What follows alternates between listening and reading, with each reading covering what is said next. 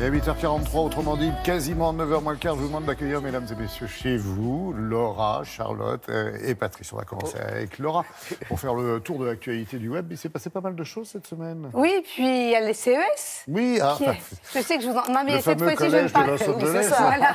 Le Consumer Electronic Show dont je vous parle depuis le début de la semaine, à défaut d'y être. Las Vegas. Voilà. Sinon, je ne pourrais pas être avec vous en réel. Quand il y aura un hologramme, je pourrais peut-être envoyer mon hologramme là-bas. Donc, j'ai essayé de faire une petite compilation de ce qui a retenu mon attention. Il y avait beaucoup de choses. Je me suis concentrée un peu sur les transports, vous allez voir.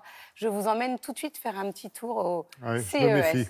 Non, là, il n'y a rien en dessous de la ceinture, je vous le promets. Bon. Je rappelle juste que le CES, c'est 155 pays différents qui viennent présenter leurs innovations. Là, il s'agit de la Corée du Sud qui a retenu mon attention avec un projet étonnant qui s'appelle la Solar Co. En fait, il s'agit d'une vache, en tout cas, c'est en forme de vache avec de faux pieds. Et sur ces pieds, on peut venir recharger et venir prendre de l'énergie. Le but, c'est d'empêcher les parents qui voudraient que leurs enfants travaillent dès le plus jeune âge, à défaut d'aller à l'école, d'aller à l'école. Et s'ils vont à l'école, ils ont, pendant le temps de l'enseignement, la possibilité de recharger des batteries qui serviront ensuite aux parents quand ils rentreront chez eux et qui permettra de diminuer la facture d'électricité, donc très bonne. Faire leurs devoirs le soir. Et ils pourront en plus faire leurs devoirs le soir. Donc, je vous le disais, les transports sont vraiment à la une de ce CES. Et là, il s'agit d'une innovation française, Laurent. C'est une navette autonome, Navia. On est assez précurseur en matière de véhicules autonomes et de navettes et de transports en France. On avait vu ça aussi à Lyon. Et là, donc, jusqu'à 6 personnes peuvent être dans ce Mobility Pod. On devrait l'essayer. À Télématin, il faudrait nous faire un plus grand van parce on est assez nombreux à voir. Ça va être développé dans les collectivités.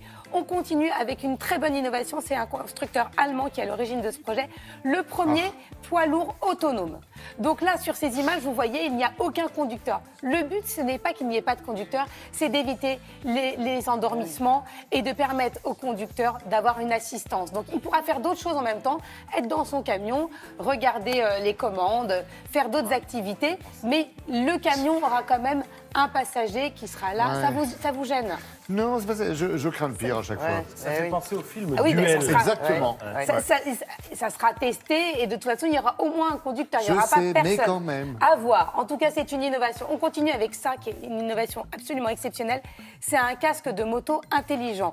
On sait bien que les accidents de moto sont plus fréquents. Et comment éviter l'inattention, un véhicule qui vient, qui grille une priorité? Mais ce casque, en fait, vous permet d'avoir une vue multiple. Vous voyez, en haut du casque, vous aurez aussi une vision grâce à des petites caméras qui sont implantées tout autour du casque. Ça vaut le coup de se déguiser en Dark Vador sur ça vaut le coup pour votre sécurité de se déguiser. Pour l'instant, le prix du casque est encore un peu cher, mais ça va être développé. Et pour notre sécurité, c'est plutôt bien.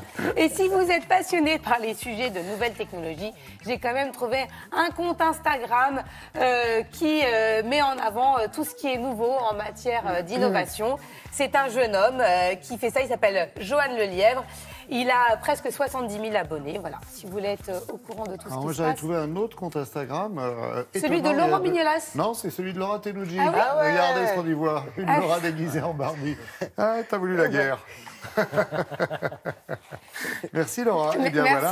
Je peux rester ou je dois partir? Plus rien, plus de lumière, plus d'électricité. On va fermer la boutique. Allez, on va...